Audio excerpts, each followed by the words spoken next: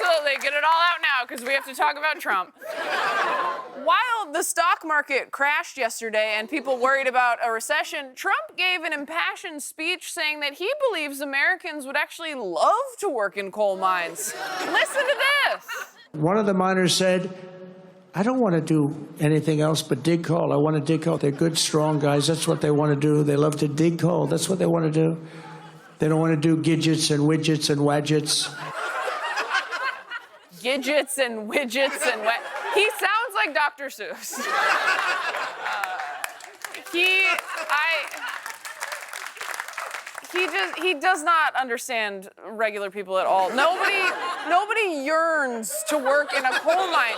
People just want jobs. Yearning is an emotion reserved for Keira Knightley only. That's who's yearning. Yeah. He even had the audacity to make this claim in front of actual coal miners. And one thing I learned about the coal miners, that's what they want to do. You could give them a penthouse on Fifth Avenue and a different kind of a job and they'd be unhappy. They want to mine coal. That's what they love to do. He does kind of sound like my grandparents talking about me doing stand-up. That's what she wants to do. I don't know. You give her all this stuff, she just wants to do stand-up. I don't know. Did you see the face of the guy behind Trump when he said they don't want a penthouse on Fifth Avenue? Yeah. Have you ever seen someone realize in real time that they made a mistake? Right.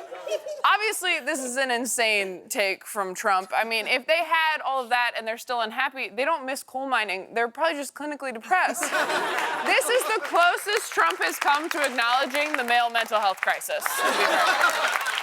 Yeah. Since Trump's Liberation Day, when Americans were liberated from all of their stock money, it has become abundantly clear to even the strongest Trump loyalists that things are not going well. Even Ben Shapiro, conservative commentator and guy who looks like he's about to tattle on you to the teacher, criticized the tariffs as really problematic. But I know it's confusing. You're like, Ben Shapiro said the tariffs are stupid? Do I love tariffs? Am I supposed to? I don't know what I'm doing anymore. Today, likely because of all this pushback from his supporters, Trump announced there'd be a 90-day pause on most of his tariffs. After announcing this pause, the market actually turned around very positively, but I am not giving Trump any credit for that. You don't get credit for freeing someone you trapped in your basement. That's not how that works. Okay. And sure, even though he paused most tariffs, the ones on China will actually increase by 125%, meaning prices for things like iPhones will be affected. Trump is doing all of this to encourage companies to make more things on U.S. soil, but economists are predicting that if we were to start making iPhones here, they could cost up to $3,500, which I know that's the price of like 9 eggs. That's insane. At this point, I don't know which one I'd be more scared to crack.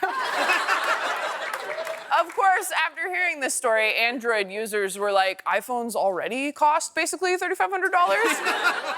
And we didn't hear them because they were green bubbles. I didn't get that. I don't prioritize those messages.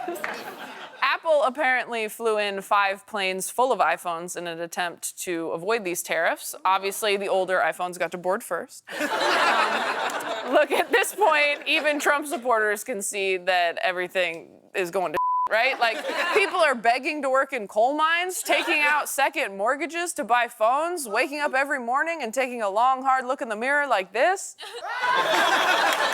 We made it through the Trump monologue. Great job, everybody. We have an awesome show for you tonight.